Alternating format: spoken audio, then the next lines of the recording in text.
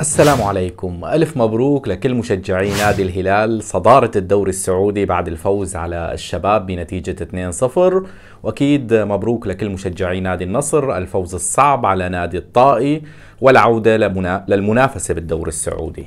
بهذا الفيديو رح نحكي بشكل سريع عن مباراتي الطائي والنصر، الهلال والشباب، وشو صار بهالمبارتين تحديدا. لكن قبل ما نفوت بالتفاصيل بتمنى إذا عجبكم الفيديو تعملوا اشتراك بالقناة، تفعلوا زر الجرس، ولا تبخلوا علينا باللايك. يلا على التفاصيل. شوف يا صديقي العزيز، بالبداية حابب نحكي عن مباراة الهلال والشباب، عن المتصدر نادي الهلال. الفوز بنتيجة 2-0 على نادي الشباب ما سهل إطلاقا، لأن أنت عم تحكي عن منافس قوي يمتلك عناصر جيدة، وخصوصا بعد انضمام كاراسكو إلى الشباب عم نلاقي الشباب بمستوى آخر. فريق بصراحة أزعج الهلال، لكن كمان الهلال بيتحمل مسؤولية هذا الإزعاج. يعني الهلال صعب المباراة شوي على نفسه، لأن شفنا مستوى سيء من بعض اللاعبين، ورح أحكي عن هاللاعبين اللي قدموا هذا المستوى السيء والأسباب.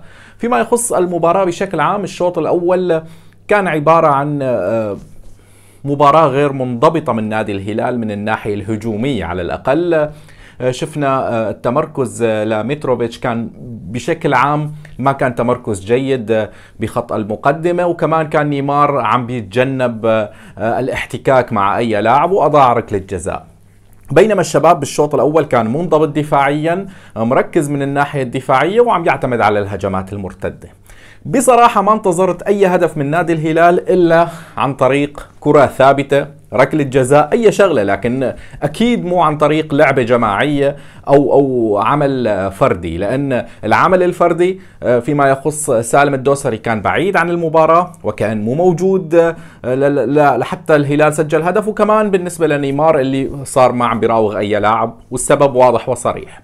مشكلة نيمار يا جماعة هي انه جاي للدوري السعودي ومفكر الدوري السعودي سهل، او جاي لحتى يلعب على الواقف. نيمار عم بيلعب على الواقف وعم بيتجنب اي احتكاك. هذا الشيء غير مرضي بالنسبة لأي مشجع هلالي. انت جاي اليوم تلعب بمنافسة قوية، اقوى دوري بآسيا، وفي سعي لحتى يكون بين افضل 5 دوريات بالعالم. انت مو جاي هون للتسلاية. فبالتالي نيمار لازم ياخذ هاي الفكرة، ولازم إدارة الهلال ومدرب الهلال يقنعوا نيمار بهاي الفكرة، وانك اذا انت تجنبت الاحتكاك ماشي. في عندك بطولة كأس العالم بال2026 بس بعد عامين، مو بعد عام او الصيف القادم، لحتى عم تتجنب هذا الاحتكاك بشكل بصراحة مزعج جدا. يعني قارن بين نيمار وكريستيانو رونالدو راح تلاقي الفارق كبير. كريستيانو عم بيلعب وكأن آخر مباراة له مع نادي النصر، بينما نيمار عم بتحس حتى من الناحية الجماعية مع اللاعبين بتحس بعيد عن اللاعبين، بتحس ما في هذا الشعور تجاه نادي الهلال. لازم يشتغل على حاله، لأن ميشايل عم بيعطي مردود أفضل من نيمار بالمباريات.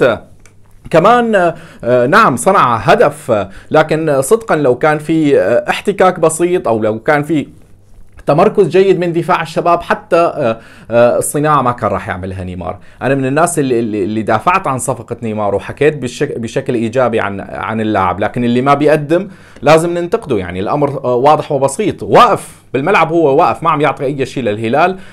فهذا الأمر مرفوض بالنسبة لهيك صفقة وهيك تكاليف. فيما يخص جيسوس أو خيسوس مدرب نادي الهلال، ففي كتير ناس عم تنتقد المدرب من مشجعي نادي الهلال. هلا الشيء الطبيعي، الهلال معتاد دائما على الفوز، فهذا الشيء الطبيعي انك تنتقد المدرب.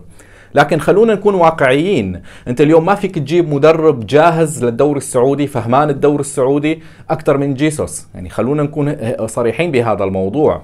عدا عن ذلك فالهلال لعب مبارتين من النوعية الكبيرة. انت لعبت قدام الاتحاد ولعبت قدام الشباب، ورغم هذا الشيء حاليا انت كنادي الهلال متصدر الدوري السعودي. يعني عم نشوف الاتحاد تعادل مع الفيحاء، فالدوري السعودي ما سهل. الدوري السعودي ممكن تتعثر ببعض المباريات. في اخطاء فنية لدى خيسوس، في اخطاء يعني واضحة لكن بالمجمل أنا بشوف أن من الغلط أنك حاليا تقيل المدرب لنتيجة معينة أو لظرف معين، لأن الهلال عنده برنامج مباريات كبير جدا. عندك دوري أبطال آسيا، عندك الدوري السعودي، ما في وقت تحضر فيه فريق أو تجيب فيه مدرب جديد.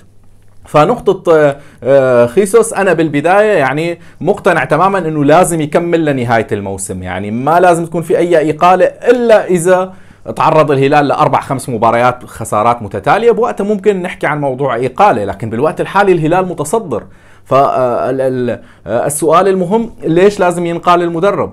الهلال بوضعية جيدة نوعا ما، في مشاكل فنيه، لكن انت عم تحكي عن الاتحاد اللي عم يتعرض للخساره، عن بدايه النصر السيئه، عن الاهلي اللي فنيا ما عم يكون مقنع باغلب المباريات. فبالتالي انا بصراحه بالوقت الحالي ضد اي فكره اقاله لجيسوس. على العموم يا شباب هذا كل شيء حاب احكي عن مباراه الهلال والشباب.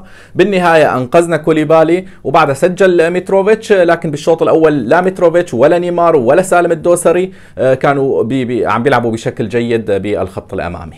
بنروح لمباراة النصر والطائي.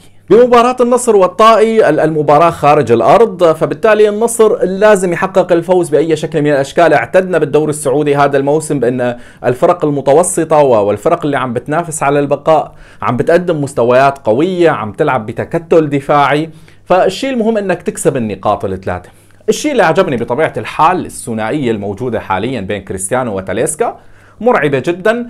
خط دفاع نادي النصر كمان متحسن عن بداية الموسم، كمان هذا الشيء لازم ناخذه بعين الاعتبار. في أخطاء فردية بالتمركز والتغطية، لكن بالمجمل نادي النصر بيعطيك هذا الانطباع بأنه راح يكون منافس لنادي الهلال لنهاية الدوري. أنا إلى الآن مو حاسس بالأهلي بأنه راح يكون منافس. الاتحاد قوي، لكن النصر هو الأكثر رعبا. خلونا نكون صريحين، أنا مشجع للهلال لكن خايف أكثر شيء من النصر، لأن النصر عنده حلول بكل الخطوط، عنده فريق تشكيلتين، يعني إذا دخل اللاعب الثاني، وكمان إذا حكينا عن كريستيانو بشكل أو بآخر فكريستيانو مختلف عن نيمار.